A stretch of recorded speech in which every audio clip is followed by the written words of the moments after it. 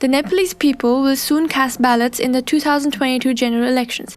These days, public interest in politics is great since liberal democracy has yet to fulfill its shallow promises after the abolishment of the monarchy in 2008. Only the major self-proclaimed communist parties have adapted quite well to the new system. Following the example of corrupt regimes worldwide, they have sided with foreign imperialists against the interest of the Nepalese people. The leading light communist organization, or LLCO for short, proposes a path different from the empty phrases of Chinese modernization under capitalism and Western liberalization. It seems painfully obvious that one cannot just outvote a political system that is inherently corrupt. Can you simply beg your slave masters to set you free? Since the Maoists have ultimately lost all vision for the future when they abandoned the People's War and dissolved the People's Army in 2006, they are no longer a progressive force. That is not to say that the progressives in Nepal should return to the factionalist violence that still marks the political strategy of smaller Maoist parties. But the people of Nepal must realize that no one is going to change their situation for them. Prachanda, while selling the country to the IMF and the World Bank, tried to spark hope by resorting to Chinese revisionist rhetoric. But unless the people of Nepal are fine with being yet another sweatshop for the rich imperialist countries in Europe and North America, this is not the way to go. Similarly, the social democracy of Nepali Congress and the Marxist-Leninists is only just another way of keeping the people in check without ever delivering meaningful change. The experience of the People's War, while it has to undergo critical analysis, is undeniable proof that Nepalese people are capable of building institutions that truly serve the masses. While we strongly condemn some groups' plans to launch violent attacks against voters during election day, we too want to remind the people that no meaningful societal change has ever emerged from bourgeois parliamentarism.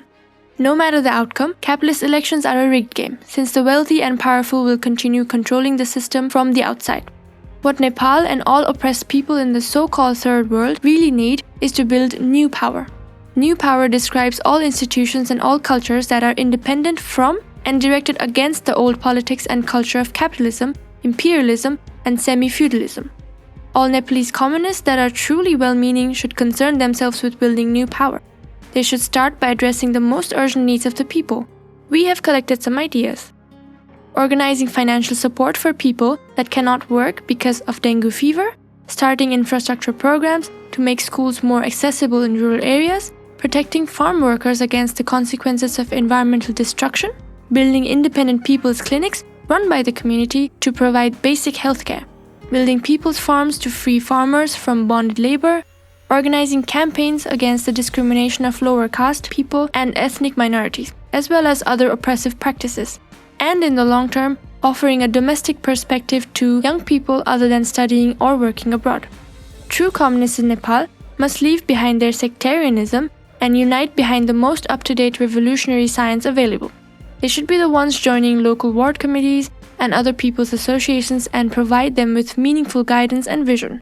But the reality is that the big communist parties couldn't be further away from Marxist theory, and the small communist parties are effectively paralyzed by never-ending internal division and sectarianism.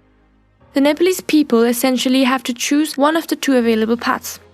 Either continue to believe the words of corrupt politicians and those who seek to replace them in parliament, and remain in hopeful apathy while waiting for some messiah to liberate it, or join forces with other oppressed people of the so-called Third World, uniting behind revolutionary science. This alternative would mean land reform, nationalization of industries, abolishing sexist, casteist, and other oppressive practices. It would mean escaping the yoke of imperialism and building a largely self-sufficient economy. In short, it would mean socialism. People's War is not something you can turn on and off at will.